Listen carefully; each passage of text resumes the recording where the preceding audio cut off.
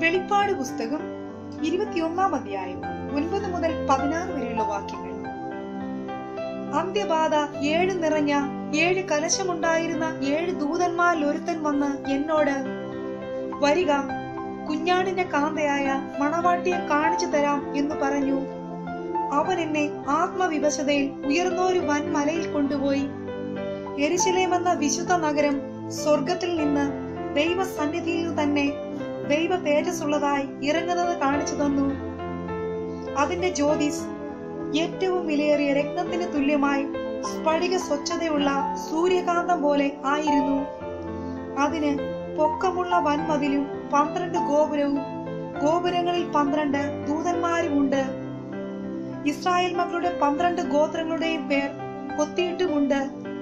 കിഴക്ക് 3 ഗോപുരം, വടക്ക് 3 ഗോപുരം, തെക്ക് 3 ഗോപുരം, പടിഞ്ഞാറ് 3 ഗോപുരം.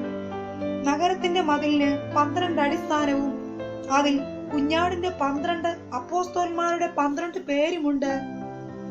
എന്നോട് സംസാരിച്ചവന് നഗരത്തെയും അതിന്റെ ഗോപുരങ്ങളെയും മതിലിനെയും അളക്കേണ്ടതിന് പൊന്നുകൊണ്ടുള്ള ഒരു അളവുകോലുണ്ടായിരുന്നു. നഗരം സമചതുരമായി കിടക്കുന്നു.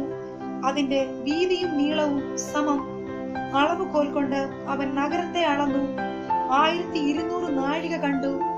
അതിന്റെ നീളവും വീതിയും ഉയരവും സമം തന്നെ.